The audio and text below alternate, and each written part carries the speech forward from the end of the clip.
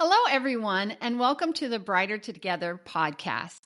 My guest today is Brian Myrup, and Brian is the managing director at York Preparatory Academy in Rock Hill, South Carolina. Brian, thank you so much for being here today. Oh, thank you for having me. It's a pleasure. So tell us a little bit about what you do and a little bit about York Prep Academy. Sure. So York Prep is a public charter school in Rock Hill, as you mentioned. So we're just south of Charlotte. We have grades kindergarten through 12th, all on a 43-acre campus. It's about 1,700 students and about 200 employees that are all together. And my job is to kind of keep everybody moving in the same direction and helping each one of them to kind of maximize their individual impact for our students. Fantastic. 43 acres. So how do you guys utilize that space? I'm curious about that. It sounds a lot bigger than it is, actually. Okay. You've got, by the time you put in an elementary school, a middle school, a high school, we have what we call the student union, which is where we hold electives, and then we have some central support offices, and then some sports fields. That really pretty much is about it. Gotcha. So you guys have a football field and like that, or track? It's baseball, soccer, and then we have kind of an auxiliary field. The band practices on that. Other teams will go practice on that. I know we have an ultimate frisbee club that started a competitive club. They practice on that. So yeah, anyone and everyone. Fun. That sounds like lots of fun. Lots of fun. Oh my goodness. So one of the things that you told me when we were doing our initial intro call was that York, before you came, was at risk of closing. It was. So they were in their fourth year and had gone through about as many school leaders in that amount of time as they'd been open. And as it was relayed to me, had discussions with the state authorizer where they said, hey, you guys are on a track to not have your charter renewed, and you have XYZ issues. The board at that point in time brought in a board consultant by the name of Dr. Brian Carpenter, and what he did was help them to get things straightened as far as the board and their governance. And then he stayed on for a year to kind of run the school and help them with their search for a leader. As it turns out, I knew him and had worked with him before, and he had brought me out to help them look at individualizing student education and how they're able to use data to individualize that education. And when I came out here, ended up being a match, and it kind of went from there. So how long ago was that? Did you lose your light, by the way? Did you lose your light, by the way? I did, and it will keep doing that. So if you can still see me? What do you think, Mark? Does he need it back on or not? I can still see you, but I don't know if you want to be. Yeah, I'll wave. I can wave my hand, and it'll come back on. It's one of those things that's motion activated. Gotcha. So I'll have to do that a couple times, maybe throughout the the production. Yeah. So what we'll do is we'll just pause and let you do it. Okay. I just think the lighting's better, don't you, Mark, with the light on? Okay. Okay.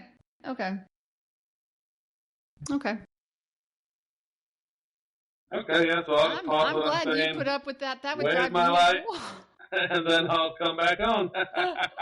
Okay, so I'm going to ask that question again. So when did you come on as the managing director of York?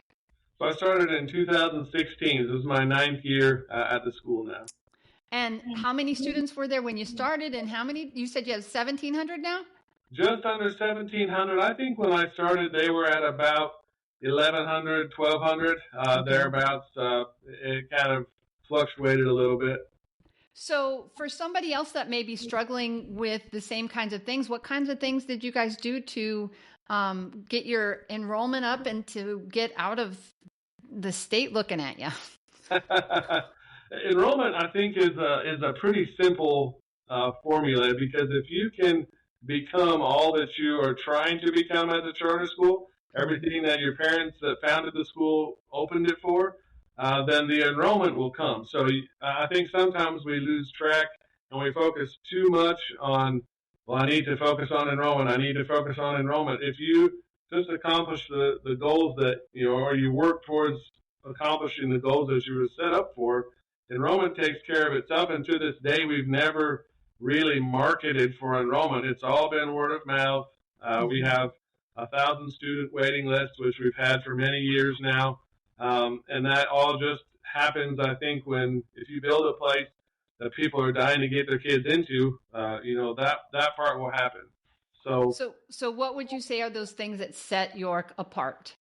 Yeah, the first thing, and I alluded to it earlier, is board governance. The board truly has to understand the difference between holding the school leader accountable and doing that in a rigorous way and trying to do his job for him or her. So if they can settle on that and the policy governance model, it helps you learn those roles and it helps them hold the leader accountable. Every board meeting, for example, I report on something. And at that moment, the board votes whether I'm in compliance with that rule or not. And if I've been voted in compliance, I don't have to look over my shoulder with anything else. I'm fully empowered to make all other decisions, take all other actions. And, that's a good feeling. Yeah. Oh, yeah, for sure. For sure. So what would you say right now in 2025 is your biggest challenge? What is the challenge that you're facing right now? It sounds like you've overcome so many things. I would just be curious where you see your biggest challenge ahead. We've built our reputation and our success 100% on individually addressing student needs. I think that ensuring that challenges calibrated to kind of the unique level of every student is the critical purpose of education, and it's non-negotiable in their being able to succeed. And so right now, the biggest challenge for us in all the world that's going on is that those needs change. So number one, they're varied, right, between student to student. Yes. And number two, a student's needs one year might not be a student's needs the next year. So you really can't prescribe to teachers how they have to teach, because the only thing you can really prescribe to them is they have to be constantly evaluating the effect that they're having on students and constantly be looking to improve that effect. And so that's the challenge, right? You just never know on a given year what it's going to be. So you have to train your teachers to be constantly looking and examining. Yeah. And how do you support your teachers in that way? So let's say you get a teacher that's fairly new. I'm sure you have plans, but I would love to hear how you kind of like step them or guide them through that process. Yeah, first, number one, you're bringing a teacher in should start way before their first day of school. Yeah. We do what's called basically it's a teacher program that gets them in earlier. And I'm gonna look up the name of that real quick because I can't remember it. So I'm gonna pause there. We're gonna redo that part. That's all right. Sure, no problem. And that will make you move so that your light won't go out on you. That's right. Okay, I'm ready again. Okay. Okay, so the program that is the Teacher Fastpass program. So if you've been to Disney World and you get in the Fastpass, right? Mm-hmm. So what we do is a teacher will come. If we hire a teacher, which usually takes place in March and April, we'll actually have them come in May as soon as they're done with student teaching, and they'll start meeting with teachers in that grade level. They'll start to get to know students. They'll maybe start to get to know parents in the grade level below. So those are the kids they'll have next year. Start writing their lesson plans and everything in place so they kind of skip over that first year teacher phase that they go through. Mm-hmm. And so heavy on the introduction side. And then once a teacher is here with us, we have a teacher wellness program. And the goal of that program is to remove every external stressor that a teacher might have. So we have a teacher gym, a 1,500, 2,000 square foot gym that's just for teachers. It's open 24/7. They can go work out. We have a financial person who helps them, whether they're planning for budgeting to go back to school to get another degree, or they want Nice. to save up for a Mm-hmm. house. This person helps them organize. We even have budget groups. Like, it's funny, when you think about, the rising cost of everything, and teachers are like, well, I don't know how I can afford, food, or I don't know how I can afford, my rent. And so these Mm-hmm. people kind of support each other. And then we have what we call just random opportunities to get people out of their cubicles or out of their classroom. Because sometimes you get caught in and you think your whole world just revolves around those four walls of your Yeah. classroom. And I was a fourth grade teacher. I know how that feels. Yeah. So just opportunities to relate with your other staff members outside of that setting, and just socially be supported, is a big deal for teachers. Yeah, for sure. For sure. One of the best and hardest jobs in the world is being a teacher. Most Absolutely. rewarding, but also one of the hardest, I think.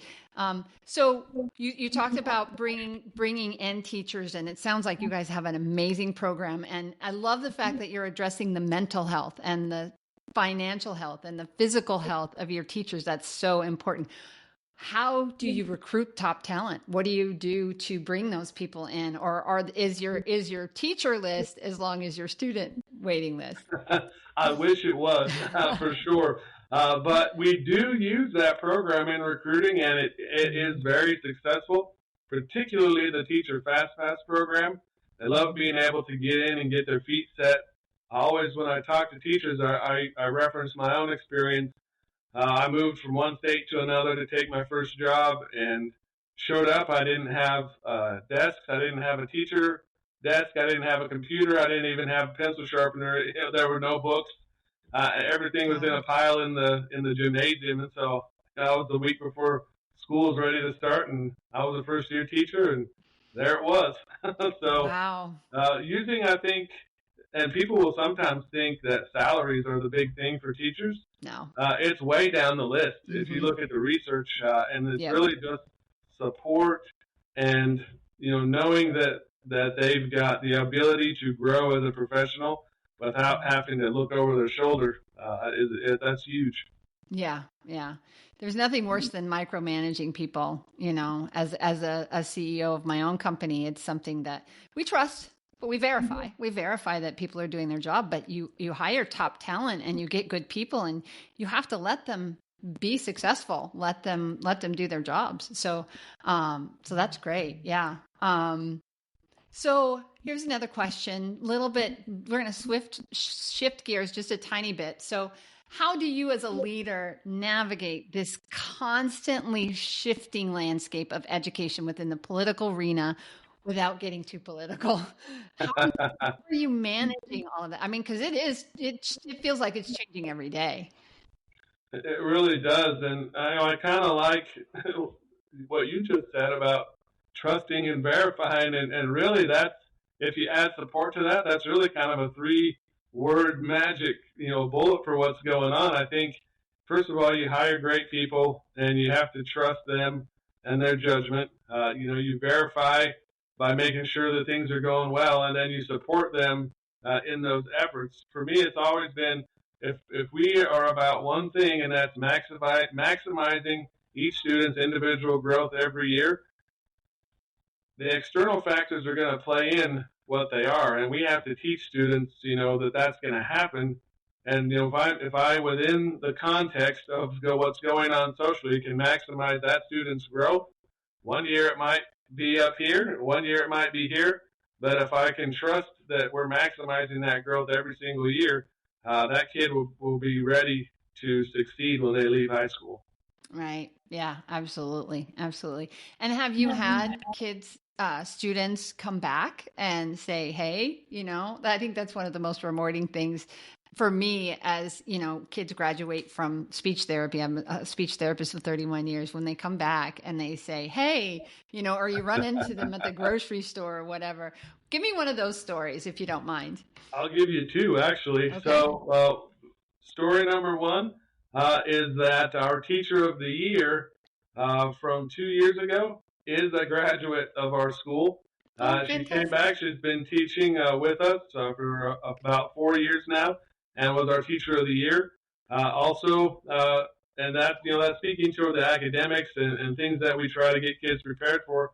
We also have the person who's working and supporting our teachers in the IT capacity, also a graduate of the school who wanted to come back and visit us, Wow.